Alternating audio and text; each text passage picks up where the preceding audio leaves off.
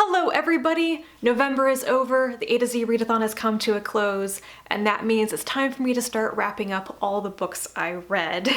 There are 25 of them, plus an additional 2 that I read that did not count for the readathon at all, so 27 books in 30 days. Not too shabby at all if I say so myself. I'm going to do these in 5 book batches, so this first video will just be the letters A through E. For the letter A, I read All Systems Red by Martha Wells. This is one of the Tor.com novellas, and I had originally passed it over because it's called the Murderbot Diaries, and I didn't think I'd be interested in something called Murderbot. How wrong I was, though.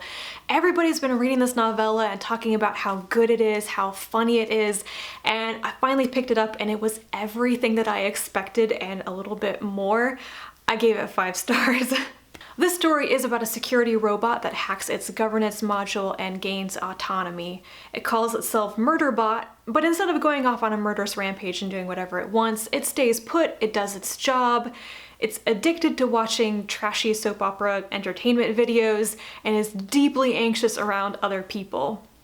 Murderbot is assigned to a group of researchers on this planet, and things start going wrong when something or someone is targeting the group and trying to kill them.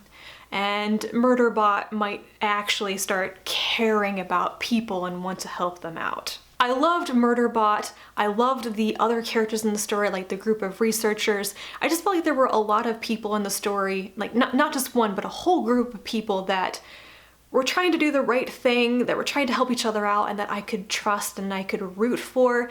It wasn't just one morally ambiguous robot against the world. I mean, actually, sort of is, but there are other things in the story that I could get behind as well.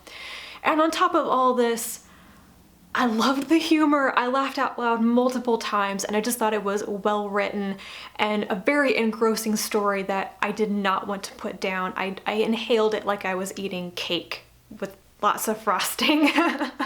For the letter B, I read Beauty by Sheri S. Tepper. This is a rather unusual retelling of Sleeping Beauty that blends fantasy with science fiction with a little bit of horror, and it also incorporates elements of other fairy tales like Snow White. The story follows the life of Beauty, a teenage girl in the 14th century. Her father is a nobleman who is mostly off on pilgrimages, viewing the relics of dead saints, leaving her in the care of her aunts. Eventually, Beauty discovers that she is cursed by her evil fairy godmother.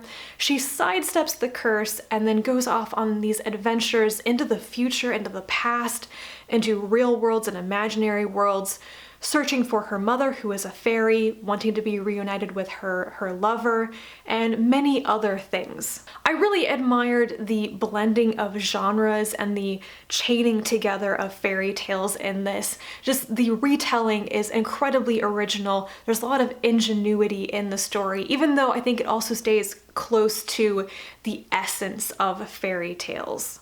I enjoyed the story, but I think there are 2 main things that dampened my enthusiasm for it by the end. The first is that the story is full of women, almost all of whom are portrayed negatively in some way. This is not surprising, and I probably shouldn't even complain about it because it's based on fairy tales. Fairy tales are chock full of evil stepmothers and stepsisters. There are not a lot of fairy tales about women being kind to each other, for example. Beauty is the one positively portrayed woman. Obviously, she's the protagonist. She is the woman at the heart of every fairy tale who does the good things and gets the prince in the end, though it's much more complicated here. But I just objected to this a little bit. I wanted more positivity. And what dragged it down even more for me is that while Beauty was a good character with a lot of agency, she drives the stories with her own actions all the time. So she's always active in the story. She's always participating in her own story. But she's also a victim. Beauty is a woman who is a victim of all these things that other people do to her, including the fact that she is a victim of assault and rape, and that is a major driver in like the second half of the book. I don't know. I'm not really sure what my problem with this is. I think I'm just ready for feminist stories that are a bit more aspirational and inspirational, rather than trying to tell the stories of women through the lens of victims like Woman on the Edge of Time by Marge Piercy, for example. I don't need fictional stories about women who are victims of abuse to understand the situations of women. I live on the internet. I can go on Twitter and get all the real world examples of that I could ever digest. So I'm ready for something a bit more positive where feminist SFF is concerned. The second thing is about the theme of the book and how I kind of massively misinterpreted the book for the majority of it. The book is about beauty, I think about preserving beauty, and there's quite a large environmental aspect to it as well, like when beauty goes to the far future and sees how humanity has destroyed the planet, has destroyed everything that's beautiful. There's this thing that her godmother has put in her. It's this burning thing in her chest. And it's almost never mentioned in the story. I thought that she'd had like this kernel of magic put in her for safekeeping because magic is dying out over time. But it turns out that that thing put in her has something to do with beauty. And I still don't understand exactly what was going on. I just thought it wasn't talked about enough, and Beauty doesn't spend much time thinking about it either. So the whole end of the book, when it comes back around to this thing inside of her, I had completely gotten it wrong about what was going on with that, and it just seemed kind of vague. I didn't get it. Which is really more on me as the reader. Maybe I read it too quickly, maybe I was just too devoted to my own interpretation rather than paying attention to what was really going on in the book. But I felt like that kept me from really getting the point at the end. I liked it, I enjoyed it, and I think I appreciated it more because I was buddy reading it with Joe and we had conversations about it. So I felt like I was engaging with the story and discussing it in a way that I wouldn't have if I was just reading it on my own. For the letter C, I read Cat's Whirld by Rodolfo Martinez. This is translated from Spanish by Steve Redwood, and I gather that it's a relatively important or pivotal Spanish science fiction novel that was published in the 1990s. It's really quite short. In fact, I would call it more of a novella than a novel. Unfortunately, I didn't get much out of this.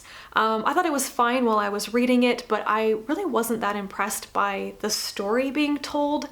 I thought the world building and the scenario was relatively interesting, but the plot I was never that engaged with it. The story is set on a space station called the Whirld in the Convergence, an area of space that's rather unusual. It's kind of like this buffer or DMZ zone between these two larger systems that don't get along. They kind of agree to mutually control the world and the convergence. But in reality, this space station has a lot of autonomy. It's not really under the control of anything, and pretty much anything goes there. There are a lot of activities and research that can happen there that are actually banned or illegal in other territories. So it's a hotbed of innovation and cutting edge research and stuff. So everybody benefits from the lax rules in the convergence. And the story is about these undercover agents and spies and infiltrators from various organizations who come together on the Whirld. They're all duking it out against each other. And then there are artificial intelligences that discover each other and are also kind of fighting and might be trying to take over the space station. Like I said, I really didn't get into the story in this one. I thought the initial setup was interesting, and I actually liked the cyberpunk influences about, the network and the internet and AIs evolving on their own in the net and stuff. I really enjoyed that. But character-wise and plot-wise, I think this was a miss for me. For the letter D, I read The Days of the Deer by Liliana Bodoc. This is translated from Spanish by Nick Caistor and Lucia Caistor Arendar, and it's the first in a fantasy trilogy. Unfortunately, I don't think the second and third books are going to be translated at this rate. It's been a few years since the first one came out, but I can have hope because I would really like to read more in the series. In a nutshell, I would describe this as Middle-earth in South America. The story in its broad strokes definitely owes something to Tolkien. If you've read The Hobbit, if you've read The Lord of the Rings or know something of the Middle-earth mythos, then you will probably recognize those influences.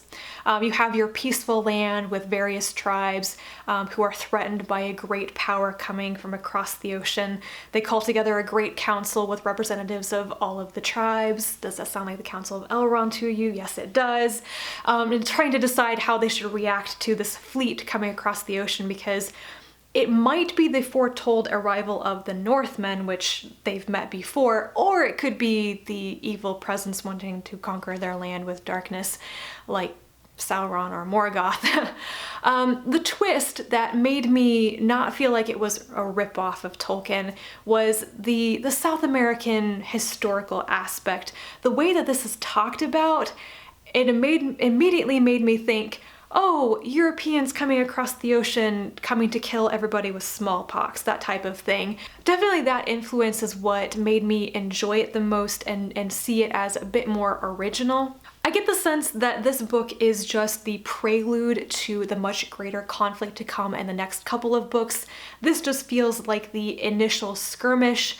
There is a conclusion, but clearly there is something more going on and more to come, which is what makes me feel frustrated that I can't read the second and third books, because I have this feeling that they are more original, really going out and doing their own thing versus this first book. I would definitely recommend this if you enjoy fantasy and you are trying to read translated works. This one probably won't disappoint. This has not been the easiest of filming days, and I'm sitting here getting a bit warm. But only one more book to go in this video, and that is Europe in Winter by Dave Hutchinson. I put off reading this book for too long. In terms of, I've forgotten so much of what happened in the first two books in the series, and I enjoyed it so much. I don't know why I dragged my heels in reading it. So Europe in Winter is the third book in the Fractured Europe sequence that begins with Europe in Autumn and Europe at Midnight. Well, that was an interruption I wasn't expecting. See the doggy ears? Yeah, my dog's looking out the window at a large dog who keeps getting out of my neighbor's yard. What was I talking about? Right, Europe in Winter. This book concerns some major revelations from the first two books in the Fractured Europe sequence, so I'm not going to go into the plot too much. I want to avoid spoilers. But basically our main character, Rudy, who is a chef and a spy traversing the European nations, is investigating these major terrorist attacks which seem to be targeting things like railway lines, and who is doing them, what they have in common, and how they're related to the community, which is one of those spoilers I won't talk about too much. But the community is basically a nation that's really shaking up Europe and the world with its existence. I really loved getting back to Rudy. He was kind of absent in the second book. I think Rupert was the main character in the second book. I really like Rudy. I would like to be in his head more frequently. I liked the investigation. It still has that spy thriller feel to it that I really like. But I had forgotten way too much. It took me a lot of time, including rereading portions of the first two books, to get caught up on some major things that I had forgotten about and some characters I'd forgotten about. This book felt a little bit more disjointed. I recall the first book in the series being kind of episodic and fractured in its storytelling, but it worked for me.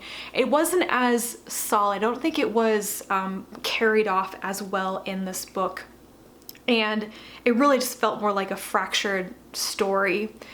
I think that the writing of this book maybe wasn't the best because Hutchinson kind of implies that the time he was writing it was a difficult period. And I can understand if that means the book didn't come out quite the way he had intended.